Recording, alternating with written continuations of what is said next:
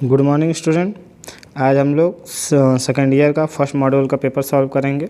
ठीक है, इसमें आपके बहुत से इंपॉर्टेंट क्वेश्चन हैं जो कि आपको पेपर में बहुत मदद करने वाले हैं, इसलिए आज हम इस पेपर को सॉल्व करेंगे। ठीक है, पहला क्वेश्चन है which special file is used for narrow work, संकीर्ण कार्य के लिए किस विशेष फाइल का उपयोग किया जाता है। ये कह रहा है कि हमारे जो जॉब में पतले पतले नैरो बने होते, ग्रुप बने होते हैं, उनके लिए कौन से फाइल का प्रयोग करना चाहिए। तो हम ऑप्शन देखते हैं। पहला ऑप्शन है पिलर फाइल। पिलर फाइल का कहाँ यूज़ किया जाता है, जहाँ जॉब में पतले पतले ग्रू दिए हो, ठीक है, वहाँ पतले ग्रूओं को बनाने के लिए हम लोग पिलर फाइल का प्रयोग करते हैं। स्क्वायर फाइल भी हम लोग पतले ग्रू को बनाने के लिए करते हैं, बट स्क्वायर फाइल की चौड़ाई जो है पिलर फाइल के मुकाबले थोड़ी सी अधिक होती है। ठीक है, तो इसलिए पिलर फाइल ज़्यादा पतले ग्रू बनाएगी। ठीक है, फिर डेड नॉट फाइल जो है वो आपकी स्मूथनेस के लिए है। फिर स्विंग पैटर्न फाइल क्या है, स्विंग पैटर्न फाइल जहाँ घुमाव बनानी हो वहाँ पे है। तो ठीक है, तो इस बेस पे हमें क्या चाहिए था, हमें चाहिए था कि नैरो फाइल के लिए कौन सी फाइल प्रयोग की जाएगी। तो हमारे जो नैरो फाइल के लिए स्पेशल फाइल यूज़ होगी वो होगी पिलर फाइल। ठीक है, पिलर फाइल हमारा ऑप्शन ए आंसर सही होगा। ठीक है, अब आते हैं क्वेश्चन नंबर 2 पे।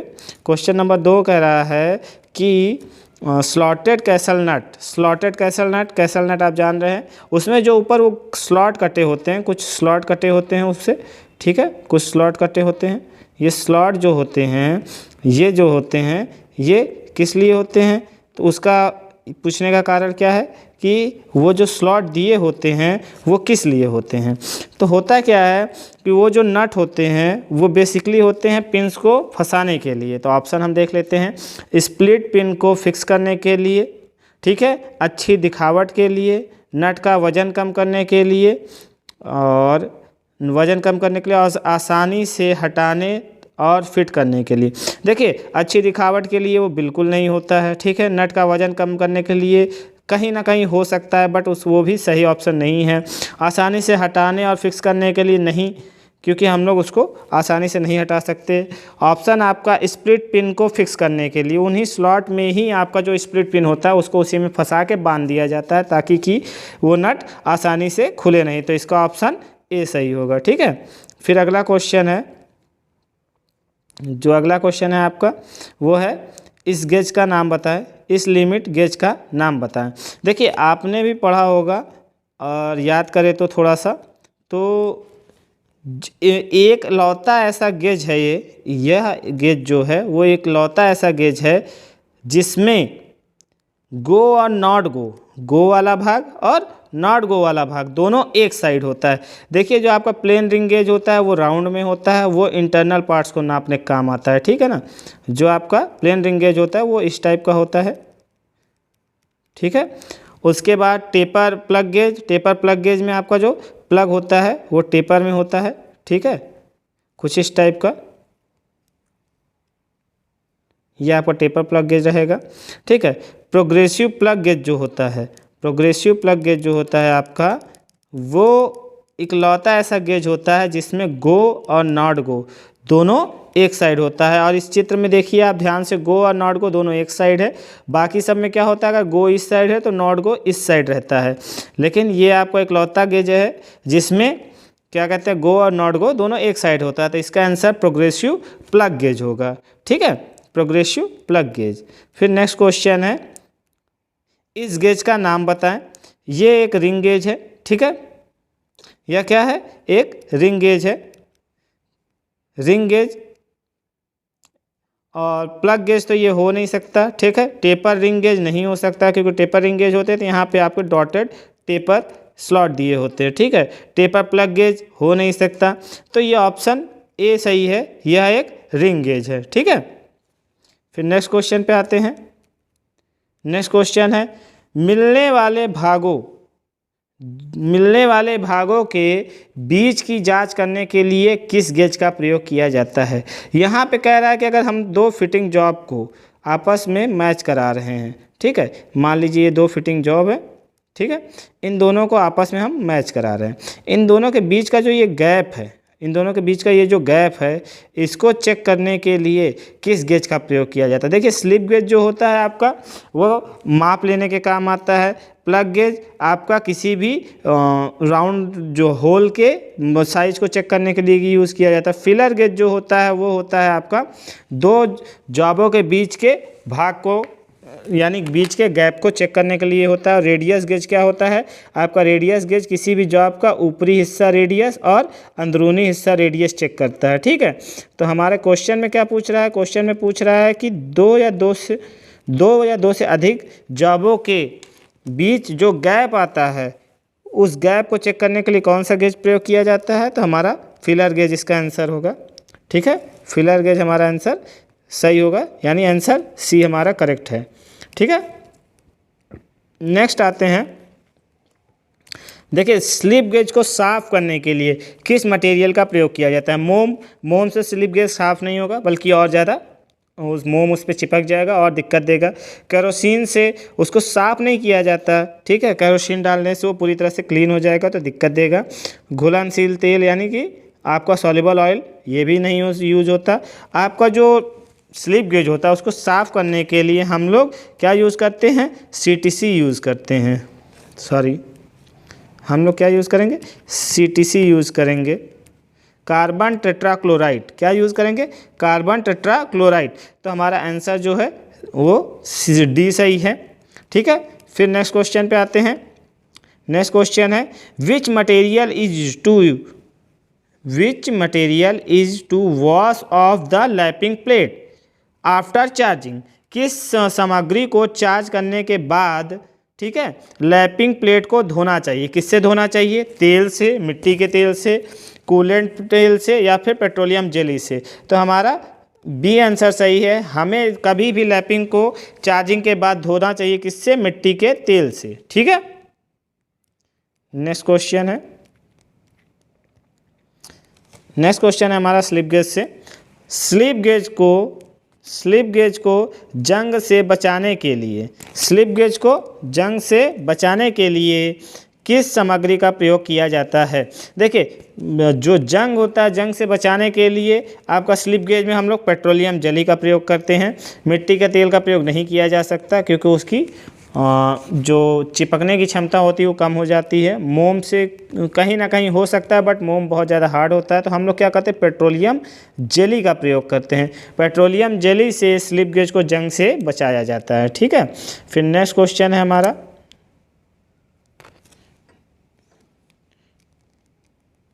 नेक्स्ट क्वेश्चन है, विशेष आयाम के लिए स्लिप गेज का निर्माण करने की प्रक्रिया क्या है? देखिए, विशेष आयाम यानी कि what is the producer to build up the slip gauge for particular dimension, यानी बड़े डायमेंशन के लिए हम लोग स्लिप गेज की किस प्रक्रिया का निर्माण करते हैं? तो हम लोग क्या करते हैं? ऑप्शन पढ़ लेते हैं। सबसे बड़े स्लिप गेज के साथ रिंगिंग विधि, ठीक है, ब्लॉक की अधिक संख्या, ग्रेड 0 एक्यूरेसी के साथ निर्मित, और छोटे के साथ रिंगिंग विधि। आपको रिंगिंग विधि याद होगी। रिंगिंग विधि में हम लोग क्या करते हैं? दो स्लिप गेजों को ले लेते हैं, ठीक है, इनको आपस में एक दूसरे के ऊपर टर्न कराते हैं, इसको इस दिशा में, इसको इस दिशा में, और रिंगिंग विधि करके दोनों को एक दूसरे के ऊपर लगा देते हैं। इस विधि से ही आपके एक के ऊपर एक ब्लॉक चिपकाए जाते हैं। लेकिन इसमें कह रहा है एक बड़ी डायमेंशन के लिए, पर्टिकुलर डायमेंशन के लिए हम लोग कौन सी विधि यूज़ करते हैं? तो हम लोग क्या करते हैं? सबसे बड़े स्लिप गेज के साथ, ठीक है, सबसे बड़े स्लिप गेज के साथ रिंगिंग विधि शुरू करते हैं। हमारा सबसे पहले क्या रहेगा? सबसे पहले सबसे बड़ा रहेगा, फिर उससे छोटा रहेगा, ठीक है, फिर उससे छोटा रहेगा, फिर उससे छोटा रहेगा, ठीक है। और स्लिप गेज को यूज़ करते समय ये भी बहुत ध्यान देना है कि हमें जितना कम से कम हो सके उतने कम से कम ब्लॉक का प्रयोग करना चाहिए, ठीक है। फिर नेक्स्ट क्वेश्चन जो आ रहा है आपका वो है, इस गेज का क्या नाम है? इस गेज को ध्यान से देखिए, इसमें यहाँ पे 2 ठो एडजस्टेबल नट लगे हुए हैं, स्क्रू, ठीक है। तो ये जो है आपका एडजस्टेबल टाइप का है। तो देखिए आपका ऑप्शन है plain snap gauge. Plain snap gauge में आपका स्नैप गेज जो रहता है प्लेन वाला, वो कुछ इस टाइप का रहता है, ठीक है। जो आपका प्लेन स्नैप गेज रहता है उसमें कुछ इस टाइप का रहता है, ठीक है। उसके बाद आपका नेक्स्ट आता है thread snap gauge. Thread snap gauge में क्या रहता है, उसमें थ्रेड के लिए रिंग लगी रही होती है। फिर है thread pitch gauge. Thread pitch gauge में जो आपकी रिंग लगी होती है उस पर पूरी थ्रेड कटे होते हैं, पिच होती है उसकी नापने के लिए। और फिर चौथा ऑप्शन है एडजस्टेबल स्नैप गेज। तो हमारा जो ये स्क्रू लगा है वो इसीलिए लगा है कि हम इसके दोनों गो और नॉट गो को एडजस्ट कर सके, आगे पीछे कर सके, जिससे वो एडजस्ट हो जाएगा और हम इस पर अलग अलग साइज की चेकिंग कर सकते हैं। तो हमारा ऑप्शन डी सही है, ठीक है। D is the correct answer. फिर नेक्स्ट क्वेश्चन है किस फिनिशिंग प्रक्रिया में डायमेंशनल एक्यूरेसी की हाई डिग्री होती है। अब देखिए इसमें पूछ रहा है कि किस प्रक्रिया के बाद जो हमारी सरफेस की फिनिशिंग होती है या डायमेंशन की एक्यूरेसी होती है यानी फिनिशिंग होती है वो ज़्यादा अच्छी होती है। देखिए फाइलिंग से फिनिशिंग तो आती है, ठीक है, फाइलिंग से फिनिशिंग आती है, बट वो इतनी अच्छी नहीं आती। टर्निंग से भी फिनिशिंग आती है, वो मशीन है वो फाइलिंग से अच्छी फिनिशिंग देगा, ठीक है। ग्राइंडर है, ग्राइंडर भी आपकी फाइलिंग से अच्छी फिनिशिंग देगा, लेकिन ये सब फिनिशिंग प्रक्रिया में नहीं आती हैं, ठीक है। लैपिंग आपकी जो होती है वो सबसे ज़्यादा फिनिशिंग प्रक्रिया देती है। तो इसलिए हमारा आंसर डी जो होगा वो करेक्ट होगा, ठीक है। हाई डिग्री की फिनिशिंग के लिए हम लोग किसका प्रयोग कौन सी प्रक्रिया करते हैं, लैपिंग करते हैं, ठीक है। नेक्स्ट क्वेश्चन है किसी अपघर्षण यानी अब्रेसिव का उपयोग नरम धातु इस्पात और अलौह धातु लैपिंग के लिए किया जाता है। इनमें से किस अपघर्षण का, यानी कि कौन सा अब्रेसिव, ये चारों अब्रेसिव दिया है, सिलिकॉन कार्बाइड, ठीक है, हीरा, बोरान कार्बाइड और फ्यूज्ड एल्यूमिनियम, ठीक है। इनमें से कौन से अब्रेसिव का प्रयोग जो है कि नरम इस्पात यानी कि मुलायम धातु और अलौह यानी कि नॉन फेरस धातु के लिए किया जाता है। देखिए आपको सिलिकॉन कार्बाइड हार्ड धातु के लिए किया जाता है, बोरान कार्बाइड हार्ड धातु के लिए किया जाता है, हीरा बहुत ही हार्ड धातु के लिए किया जाता है। जो आपका फ्यूज्ड एल्युमिनियम है इसका प्रयोग जो है, इसका प्रयोग आपका जो फ्यूज्ड एल्युमिनियम है इसका प्रयोग हम लोग जो है मुलायम धातुओं के लिए करते हैं, ठीक है।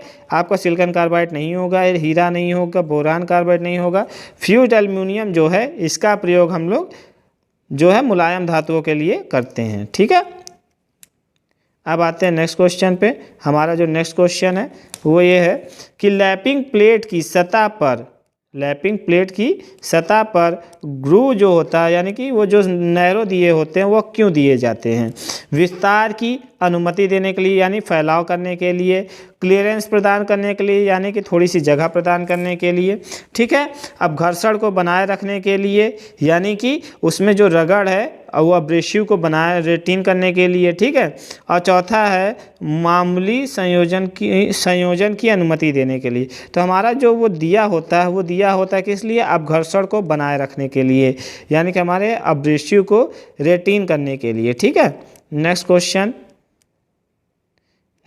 में कह रहा है कि ये जो बॉक्स वाला चित्र दिया है, ये वाला चित्र, ठीक है, ये वाला, इस सरफेस हार्डनिंग की यह कौन सी विधि है। सरफेस हार्डनिंग याद होगा, जिसमें आपके एक हार्डनिंग का प्रोसेस है जिसमें ऊपर की सरफेस को हार्ड किया जाता है, ठीक है।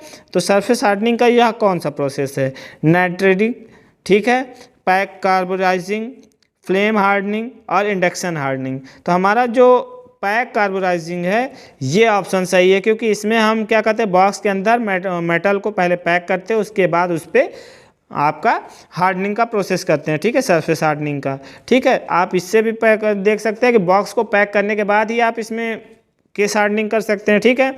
तो पैक कार्बोनाइजिंग केवल इकलौता एक प्रोसेस होता है जो बॉक्स के अंदर पैक होके होता है, ठीक है। तो इसका ऑप्शन बी सही होगा, ठीक है। नेक्स्ट क्वेश्चन पे आते हैं। नेक्स्ट क्वेश्चन है हमारा नेक्स्ट क्वेश्चन है, अब देखिए ये भी केस हार्डनिंग से ही है, सरफेस हार्डनिंग से। सरफेस हार्डनिंग करने की विधि क्या है, ये कौन सी विधि है सरफेस हार्डनिंग की? तो नाइट्राइडिंग आपका नहीं है, केस हार्डनिंग नहीं है, फ्लेम हार्डनिंग। क्यों? क्योंकि देखिए फ्लेम हार्डनिंग नाम से ही पता चल रहा है, इसमें आग देखिए आपको दिखाई दे रही है, ठीक है। हर में आपको आग दिखाई नहीं देती है, फ्लेम हार्डनिंग है क्योंकि इसमें आग दिखाई दे रही है। फ्लेम हार्डनिंग का ऑप्शन है, ठीक है, ऑप्शन सी इसका करेक्ट आंसर है, ठीक है। फिर नेक्स्ट आते हैं,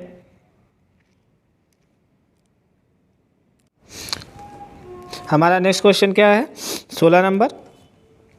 400 डिग्री सेल्सियस से नीचे के तापमान पर कठोरकृत स्टील को पुनः गर्म करके फिर ठंडा करने के लिए किया गया ऊष्मा उपचार प्रक्रिया का नाम क्या होगा? ठीक है, यहाँ पे हमें ये बता रहा है कि अगर किसी जो तुम्हारा जॉब है या मेटल है उसको 400 डिग्री सेल्सियस पे गर्म करके पुनः ठंडा करके उस पर ऊष्मा उपचार करने की यह प्रक्रिया कौन सी कहलाएगी? यह प्रक्रिया आपकी टेम्परिंग कहलाएगी, ठीक है। एनलिंग, हार्डनिंग और नॉर्मलाइजिंग नहीं होगी। देखिए एनलिंग और नॉर्मलाइजिंग तो हो नहीं सकती, ठीक है। आपका हार्डनिंग और टेम्परिंग में थोड़ा सा कन्फ्यूज़न होगा, तो आप ये जान लीजिए हार्डनिंग में आपका जो होता है मेटल को गर्म करके तुरंत ठंडा किया जाता है, बट जो टेम्परिंग होता है उसमें जो आपका एक क्रिटिकल टेम्परेचर होता है उससे ऊपर के तापमान पर उसको गर्म किया जाता है, उसके बाद उसको पूरा पुनः ठंडा किया जाता है, ठीक है। ये प्रोसेस आपकी टेम्परिंग कहलाती है, ठीक है। नेक्स्ट है, स्टील में टेम्परिंग प्रक्रिया क्यों की जाती है? ठीक है, तो ऑप्शन है काटने की क्षमता को बढ़ाने के लिए, स्ट्रेस और स्ट्रेंथ को दूर करने के लिए, ग्रेन संरचना को परिष्कृत करने के लिए, कठोर और टफनेस को रेगुलर करने के लिए। देखिए आपकी जो टेम्परिंग प्रक्रिया होती है उसमें क्या होता है, उसमें होता ये है ना कि आपका जो मेटल होता है उस मेटल की हार्डनेस और टफनेस जो होती है वो बढ़ जाती है, ठीक है। इसलिए हार्ड और टेम्पर करने से उसकी हार्डनेस और टफनेस बढ़ जाती है, तो इसलिए कठोर और टफनेस को रेगुलर करने के लिए इसका सही आंसर होगा, ठीक है। नेक्स्ट क्वेश्चन है आपका कि स्टील में एनलिंग का उद्देश्य क्या है? स्टील में एनलिंग का क्या उद्देश्य है? ठीक है, तो ऑप्शन ए पे आते हैं। ऑप्शन ए है काटने की क्षमता बढ़ाने के लिए, उसकी काटने की क्षमता को बढ़ाने के लिए। दूसरा है घिसने के प्रतिरोध को बढ़ाने के लिए। तीसरा है आंतरिक स्ट्रेस को दूर करने के लिए। चौथा है स्टील की ग्रेन संरचना को परिष्कृत करने के लिए। देखिए यहाँ पे एनलिंग का प्रोसेस पूछ रहा है। एनलिंग जो हमारा प्रोसेस है वो किस लिए किया जाता है? एनलिंग प्रोसेस हमारा जो है आंतरिक स्ट्रेस को दूर करने के लिए किया जाता है। आंतरिक स्ट्रेस को दूर करने के लिए हम लोग एनलिंग प्रोसेस करते हैं, ठीक है। तो हमारा ऑप्शन सी सही होगा। नेक्स्ट क्वेश्चन है, इस की का नाम क्या है? देखिए इस की का नाम पूछ रहा है, यहाँ पे की दिया हुआ है, इस की का नाम पूछ रहा है। ये कौन सी की है? सैंग की नहीं है, फैदर की। फैदर की ही एकलौती की होती है जो कि दोनों साइड से कॉर्नर पे राउंड होती है और यहाँ पे दोनों साइड में होल होते हैं। हम देख सकते हैं ये सेम यही प्रोसेस की एक है, आपकी की है, ठीक है। ये देखिए कुछ इसी टाइप की है, तो ये आपकी फैदर की है, ठीक है, फैदर की, ठीक है। ऑप्शन बी करेक्ट आंसर है। फिर है कुंजी का उद्देश्य क्या है? यानी कि जो आपकी की है उसका जो क्या कहते हैं पर्पस क्या है, क्यों की लगाए जाते हैं? वहाँ पे हम नट बोल्ट ना लगा के क्यों लगाते हैं, की का प्रयोग क्यों करते हैं? टॉर्क को संचालित करने के लिए, ऑप्शन ए है टॉर्क को संचालित करने के लिए। ऑप्शन बी है असेंबली के कार्यों के लिए। ऑप्शन सी असेंबली भाग को लॉक करने के लिए। ऑप्शन डी मिलने वाले भागों के बीच क्लियरेंस प्रदान करने के लिए। देखिए आपका हम लोग जो है की का प्रयोग कभी भी क्लियरेंस प्रदान करने के लिए नहीं करते हैं, ठीक है। असेंबलिंग भाग को लॉक करने के लिए हम लोग नट या बोल्ट का प्रयोग करते हैं। असेंबलिंग कार्य के लिए हम लोग या तो खाँचे बनाते हैं या तो फिर नट और बोल्ट का प्रयोग करते हैं, ठीक है। जो हमारा की का प्रयोग किया जाता है, की का प्रयोग सबसे इम्पॉर्टेंट की का कार्य है वो है टार्क को संचालित करना, यानी टार्क को ट्रांसमिट करना। पावर ट्रांसमिशन में ही आपके की का सबसे ज़्यादा प्रयोग होता है। क्यों? क्योंकि वहाँ पे टॉर्क को संचालित किया जाता है, ठीक है। तो इसका ऑप्शन ए जो है वो करेक्ट आंसर है, ठीक है। नेक्स्ट है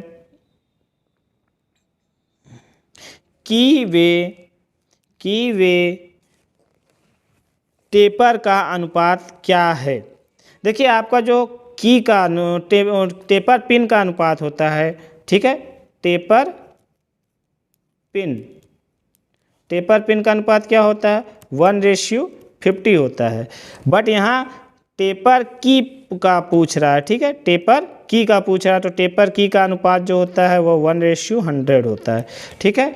आप ये भी बात का ध्यान दीजिएगा, टेपर की और टेपर पिन में थोड़ा सा ही डिफरेंस है, जिसकी वजह से मैक्सिमम लोग क्या करते हैं 1:50 करके चले जाते हैं, ठीक है। यहाँ पे टेपर की पूछा है, टेपर पिन नहीं पूछ रहा है, तो टेपर की का आंसर होगा 1:100, यानी कि ऑप्शन डी सही है। अगर यहाँ पे टेपर पिन पूछ लेता तो टेपर पिन का रेशियो होता 1:50, ठीक है।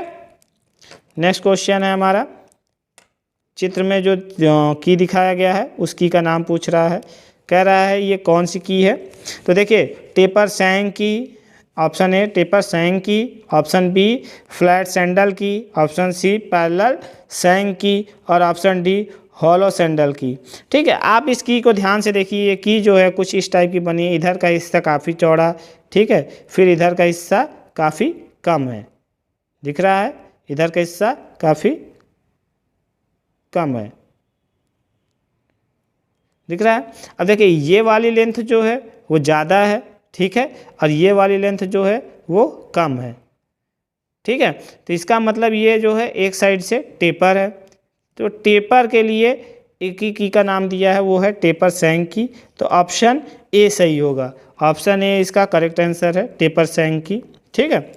अब यहाँ पे नेक्स्ट क्वेश्चन है, कठोर या भंगुर सामग्री पर शॉर्ट टैपिंग के लिए किस प्रकार के मेटल स्क्रू का प्रयोग किया जाता है। देखिए शॉर्ट टैपिंग पूछ रहा है, यहाँ पे शॉर्ट टैपिंग यानी कि जो खुद से ही उसमें फिक्स हो जाए, ठीक है, ऐसे स्क्रू का पूछ रहा है। देखिए सेल्फ प्रेसिंग जो होगा उसमें प्रेशर अपने से लगेगा, सेल्फ कटिंग जो होगा वह खुद से थ्रेड काट लेगा, थ्रेड फ्रेमिंग क्या होगा, वो थ्रेड को बनाएगा बट उसमें फिक्स नहीं होगा, और हैमर डेविन स्क्रू जिसमें हैमर की सहायता से फिक्स होगा।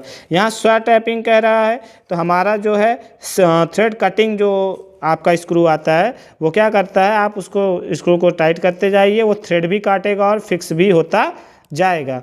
तो इसका ऑप्शन बी सही है, थ्रेड कटिंग स्क्रू का प्रयोग करेंगे हम लोग शॉर्ट टैपिंग के लिए, तो option B is a correct answer, ठीक है।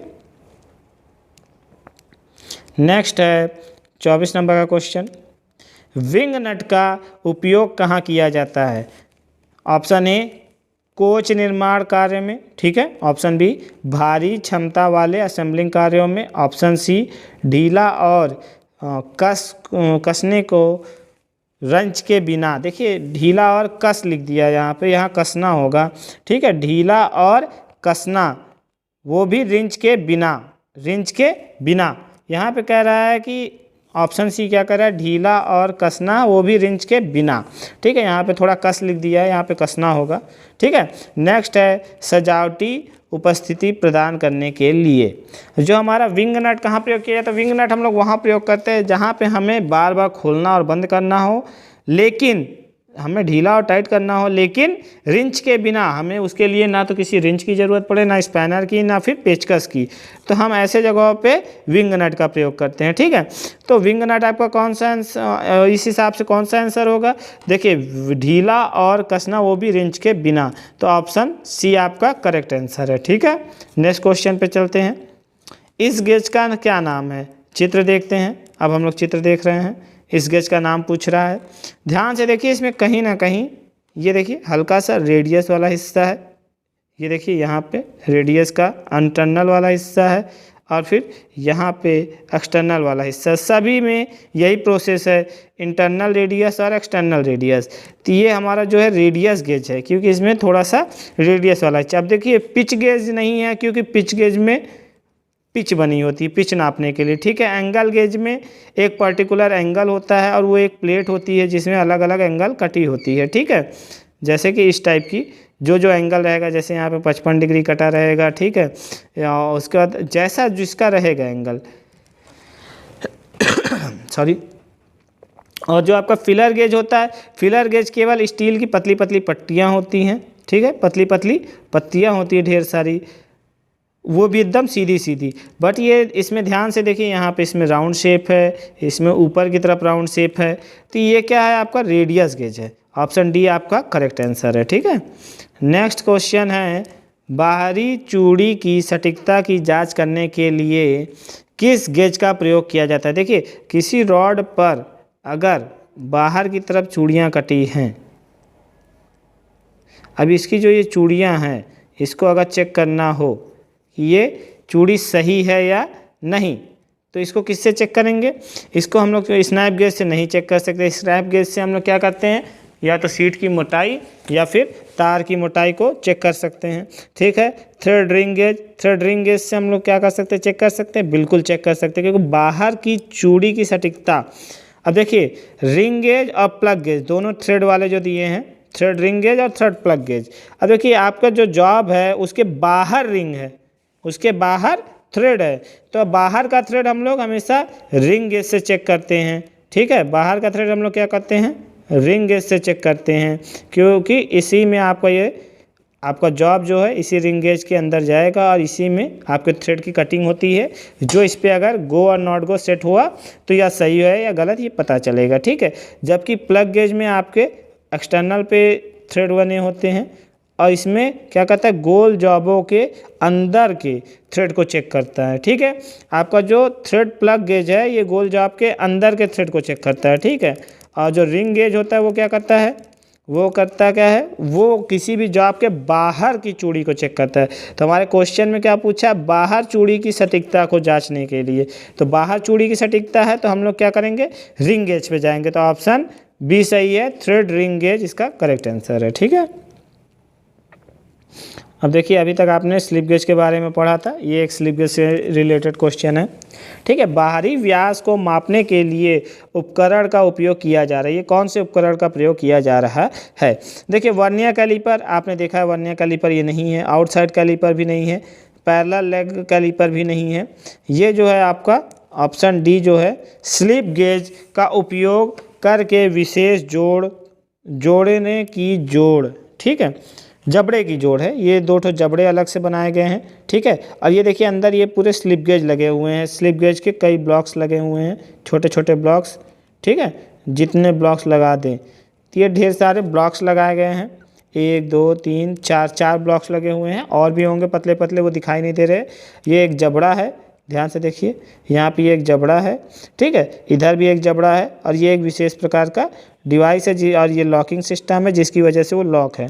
ठीक है, तो इसी की वजह से ये सब जोड़े जा रहे हैं। ठीक है, नेक्स्ट क्वेश्चन है आपका, सॉरी इसका आंसर डी होगा। ठीक है, क्योंकि इसमें जो ये विशेष प्रकार का जोड़ है ये क्या है, स्लिप गेज का उपयोग करके विशेष जबड़े का जोड़ है। ठीक है, नेक्स्ट क्वेश्चन, ये देखिए आपके स्लिप गेज से रिलेटेड एक क्वेश्चन आ गया,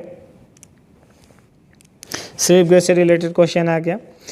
स्लिप गेज ए की ऊंचाई ज्ञात कीजिए जबकि साइन थीटा 25 बराबर 0.4226। यहाँ देखिए, यहाँ पे बहुत इंपॉर्टेंट क्वेश्चन है, ये साइन थीटा से साइन से लेके, ठीक है, सॉरी साइन बार का है। ठीक है, ये जो आपका है ये वाला हिस्सा क्या है, साइन बार है, साइन बार आपने पढ़ा है, ये साइन बार है। ठीक है, फिर उसके बाद आते हैं ये जो आपके कई ब्लॉक्स लगे हैं, चलिए मैं आपको सही से बता देता हूँ। ये वाला जो हिस्सा है, ये वाला हिस्सा, ये आपका साइन बार है, साइन बार। ठीक है, उसके बाद जो नेक्स्ट वन है आपका ये वाला हिस्सा, ये जो ढेर सारे ब्लॉक हैं ये क्या है, स्लिप गेज है।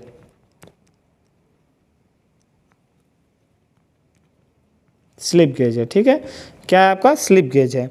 तो यहाँ पे ये क्या कह रहा है, कि स्लिप गेज, जो स्लिप गेज है आपका, उसकी ऊंचाई ज्ञात करनी है। यहाँ पे ये नहीं दिया है कि हमने कितने स्लिप गेज यूज़ किए हैं या कितना स्लिप गेज का टोटल ऊंचाई कितनी है।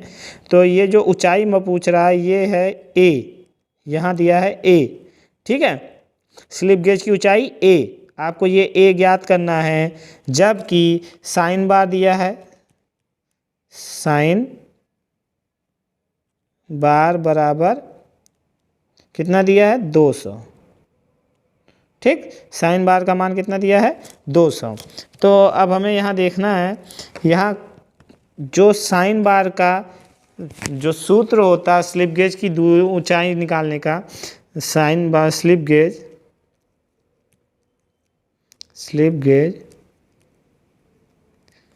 की हाइट ज्ञात करने का है।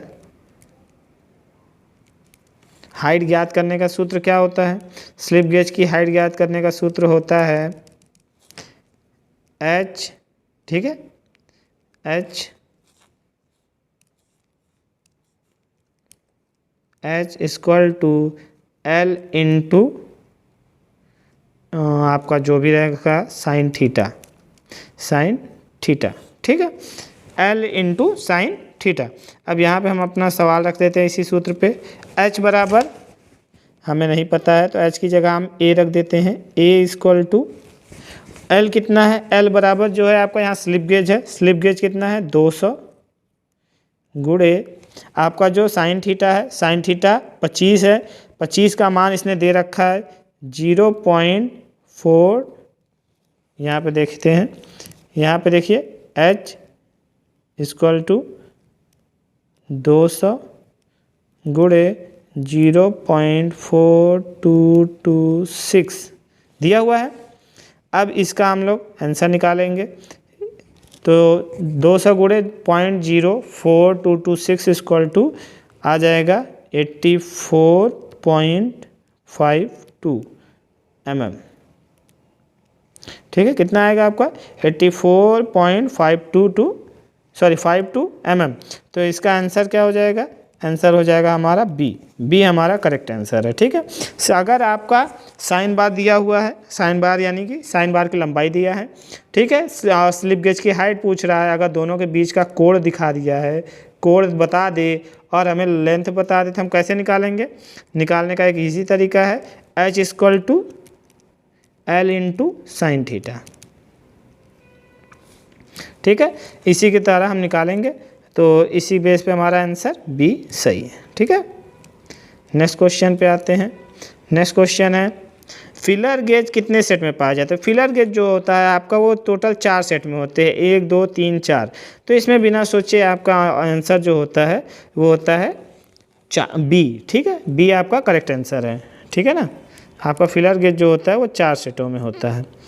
नेक्स्ट क्वेश्चन 30 नंबर, रेडियस और फिलेट गेज बनाने के लिए किस मेटल का प्रयोग किया जाता है?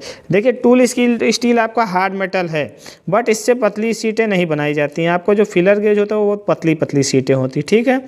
और उसके बाद कठोर इस्पात यानी कि हार्डेड स्टील सीट। आपको देखिए जो पतली सीटें हैं वो रेडियस गेज और जो आपका फिलट गेज है वो बहुत ही पतली पतली पत्तियां होती हैं। तो पतली पतली पत्तियां जो होती हैं आपकी ये हार्डेड स्टील सीट ही होती हैं। ठीक है, हाई कार्बन स्टील होती नहीं है और मीडियम कार्बन स्टील बनेगी नहीं। तो आपका जो आंसर होगा वो आंसर होगा बी। आपका बी आंसर होगा, क्योंकि जो आपकी जो रेडियस गेज और फिलेट गेज होती हैं वो पतली पतली पत्तियां होती है, तो हार्डन स्टील की सीट की बनाई जाती हैं। आपका आंसर बी सही है। ठीक है, अब हम लोग आज की क्लास यहीं ओवर करते हैं। ठीक है, नेक्स्ट क्लास में हम लोग अगले 30 क्वेश्चन के बारे में डिस्कस करेंगे। आज के 30 क्वेश्चन हो गए हैं, अब नेक्स्ट क्लास में हम लोग नेक्स्ट 30 क्वेश्चन के बारे में डिस्कस करेंगे। ठीक है, thanks for listening me carefully, have a nice day.